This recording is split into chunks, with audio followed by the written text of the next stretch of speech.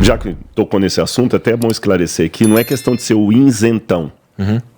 Mas por ser um líder religioso, a igreja a qual eu pertenço, ela tem uma posição muito interessante.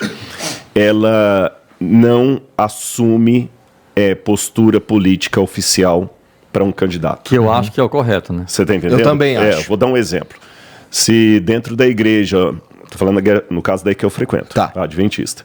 Se o Cléster está lá e quer candidatar a deputado federal pelo PSDB, e você quer candidatar pelo PT, qualquer coisa assim, a igreja não vai excluir vocês do rol de membro, não vai ter nada disso. Porém, uma vez que todos os membros participam, não é só o pastor que prega, todo mundo pode pregar, que tem o dom, é claro, né? Pregar, cantar. A partir do momento que vocês dois registraram a candidatura de vocês, daquela data em diante, vocês não podem passar a lição de escola sabatina, não podem pregar, não podem dar discurso, não podem usar o nome da igreja. Pô, legal demais, cara. Por quê? Perfeito. Porque seria uma coisa muito estranha. Por que eu vou dar o púlpito para ele E ele não- vai fazer campanha política. e não vou dar o púlpito para você? Você está entendendo? Pra eu poder fazer então, também. então, a posição da igreja é nesse sentido, ela é de neutralidade. É de neutralidade. A gente, é lógico, tem que orientar as pessoas a alguns princípios de ciência política. Posso dar alguns aqui. Eu não voto por partido, é bom votar por candidato. Eu também, mesma coisa. Você está entendendo? Não voto por partido, é bom votar por candidato. Veja a postura que cada um está tomando, o que está mais condizente com aquilo que você acredita, com aquilo que você não acredita, etc, etc. Respeite o outro, procure saber a filosofia política que está por detrás daquilo, não vá tanto pelo marketing, seja ele de que natureza for, procure estudar essa orientação, a gente procura dar. Lógico, não vou ser também ingênuo aqui. São 2 milhões de adventistas no Brasil. Eu vou dizer que todo mundo segue fielmente o que eu estou falando? Seria muita estupidez minha. Pode ser que eu estou falando isso e alguém fala assim, mas eu conheci uma igreja em tal lugar que o vereador tal foi lá na igreja e falou. Pode acontecer, mas oficialmente está errado. Tá certo? Está errado. E eu acho que a gente tem que aprender a conviver com as diferenças, né? Conviver com as diferenças. Eu acho que qualquer rotulação ou generalização de grupos, de partido, ela pode cair para estupidez. Você está entendendo? E termino a minha fala sobre isso aqui colocando um princípio bíblico. Eu tenho meu candidato. Mas se o outro ganhar, eu tenho a obrigação bíblica, isso é bíblico, de respeitar quem está no poder e ser um bom cidadão a despeito de quem está no poder. Pela Bíblia, eu só tenho um direito de desobedecer o governo. O dia que, é bíblico isso aqui. O dia que o governo impuser uma lei que vá contra um princípio bíblico que eu acredito. Por exemplo, se o governo amanhã instituir que todo mundo vai ter que adorar uma imagem de escultura dele mesmo, quem não fizer isso vai ser morto, então eu vou ser morto. Tá certo? Agora, se o governo instituir que o imposto de renda vai ser dobrado, biblicamente eu tenho que obedecer. Jesus falou, dai a César o que é de César. Não tem escolha, né? Mas tem. Então, tem a sonegação. Mas aí... Dai a César o que é de César Tem e a Deus o que é de também, Deus. Pedro falou, respeitem as autoridades constituídas. E quando Pedro escreveu isso, sabe quem que era a autoridade constituída? Nero. E Nero, ele foi o segundo pior imperador de Roma, só perdeu para Calígula. Mas note-se que respeitar a autoridade não quer dizer você apoiar, né? Nem concordar com o que a autoridade fala, né? Tem coisas que a gente não tem escolha. Se o cara for, o presidente for eleito, quem for agora presidente próximo, eu gostando ou não, eu vou ter de me submeter às decisões dele. Por mais que eu abomine ou eu particularmente, assim, sem querer entrar em polêmica, respeitando as posições de cada um e tudo mais, eu sou isentão mesmo, eu sou neutro, não voto desde 2012. O Bolsonaro ou o Lula que estivesse no poder, eu, Rodrigo, não estou aplicando para você não, eu jamais viria a público para xingar de safado, sem vergonha, qualquer coisa. Isso eu faço. Na minha posição, eu escolho mesmo. Na minha posição, eu tenho que ensinar o respeito à autoridade, sabe? É bíblico. Se ele está lá, porque Deus deixou.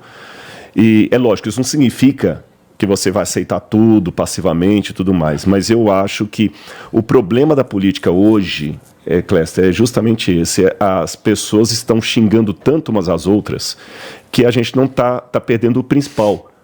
Qual é a pauta política e o processo? Acho que esse é o ponto que a gente tem que... Xingar as pessoas, eu não faço, eu não xingo as pessoas. Mas eu até tenho... Não, nem falei pra vocês, não. É porque a gente tá falando muito xingamento. Ele falou que ia te dar esse porra que eu vi. Olhando pra mim. Aí, mas o que acontece, cara?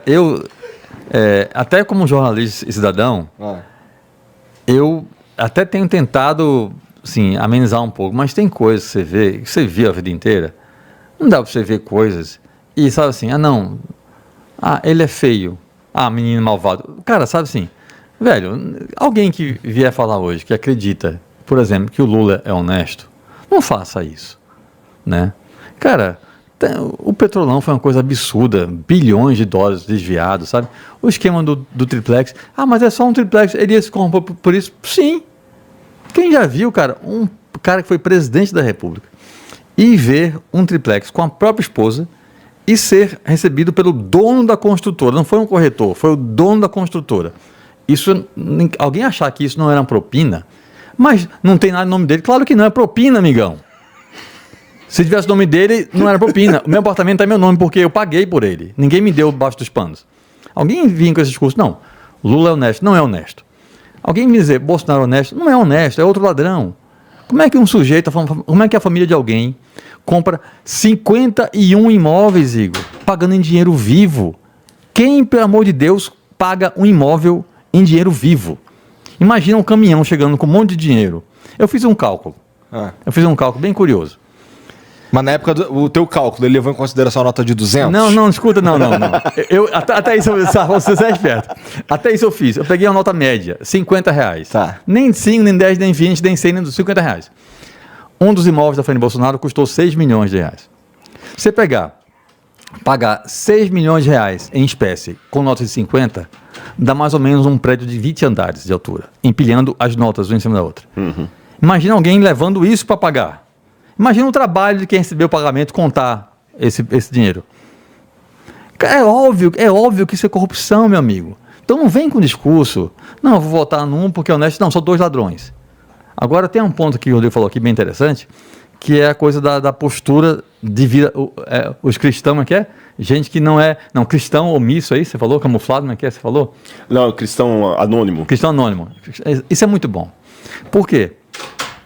O ato de ser cristão não é necessariamente, nessa brincadeira aqui, você falou que é bem interessante, o cristão anônimo, o cara pode não crer em Cristo. Se ele não crê em Cristo, ele não é cristão. Não é cristão. Mas ele tem uma vida, uma atitude de cristão. O cara é solidário, o cara é generoso, o cara ajuda quem precisa, o cara está sempre disposto a colaborar com alguém, o cara é boa pessoa, é um cara correto, um cara que não agride ninguém. Então, esse cara, a vida do cara, as atitudes... Eu tenho amigos que não são cristãos e que têm uma vida muito mais cristã do que amigos que vivem na igreja. Uhum. Tem muito isso. E você que é pastor, líder, você sabe que tem muito isso. Voltando para a política, como é que alguém pode olhar para um sujeito e falar que esse sujeito é um homem de Deus? Um cara que xinga, que mente, que agride, que não respeita ninguém. Assim, cara, que Deus é esse? Entendeu? Não está batendo o negócio, entendeu? Então, cara, o Rodrigo também falou aqui, Jesus falando, dá a César o que é de César, a Deus o que é de Deus. Vamos separar as coisas, né? Quando eu sei, a história, a gente está falando isso no carro, eu e o Rodrigo. A história mostra muito claramente que todas as vezes, sem exceção, que misturaram igreja e Estado, deu merda. Não mistura. Eu sou favorável à separação igreja e Estado. Não mistura isso, cara. Não mistura isso. Não vai dar certo nunca. Tem amigos nossos, evangélicos, que defendem que hoje, que se faça no Brasil, uma ditadura cristã. Que o Brasil tenha leis baseadas na Bíblia. Parece, cara, um erro mesmo. Não parece, isso é uma estupidez sem tamanho. Como é que alguém... Eu não posso querer que meu país, que as pessoas com quem eu convivo, que não comungam da minha fé, sejam obrigadas por lei a seguir a minha fé. Isso é até antibíblico, cara. Uhum. A Bíblia fala que quem convence é o Espírito, não é por força, não é por criação de leis, entendeu? Como se a pessoa quisesse impedir o outro de, entre aspas, pecar, né? Segundo a Bíblia, criando lei. Isso não tem base bíblica nenhuma. E eu não posso, de forma alguma, apoiar isso, porque, Igor, se amanhã a gente tiver um presidente muçulmano ou budista, ou qualquer religião que seja, eu não vou aceitar seguir leis religiosas. Eu vou seguir leis, tipo, legais, leis que têm a ver com o país, a vida da sociedade, mas religião, velho, cada um segue a que quiser, ou não segue nenhuma se quiser, entendeu?